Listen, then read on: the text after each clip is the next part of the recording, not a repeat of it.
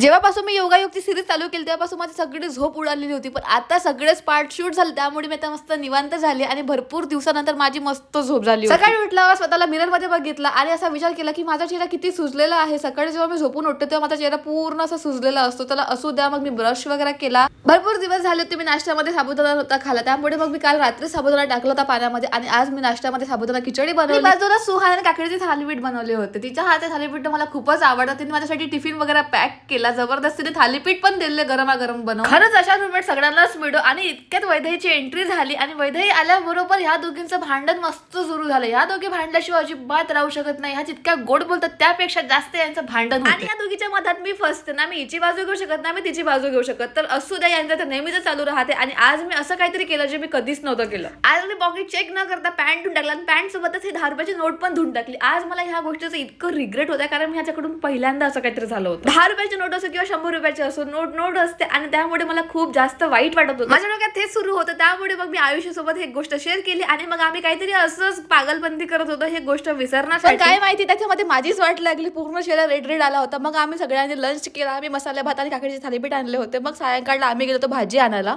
मग भाजी घेऊन डायरेक्ट मी रूमवर आले आणि रूमवर आल्याला मला हे दृश्य दिसलं. हे दृश्य बघून मला एक पॅनिक अटॅक आला होता, पण मी स्वतःला सावरला. त्यानंतर रात्री पण आम्ही इथे मसाले भातच बनवला. तर तुम्हाला हा व्हिडिओ कसा वाटला कमेंट्स मध्ये नक्की सांगा आणि व्हिडिओ आवडला असेल तर लाईक करा. भेटूया आपण नेक्स्ट ब्लॉग मध्ये. Okay, bye.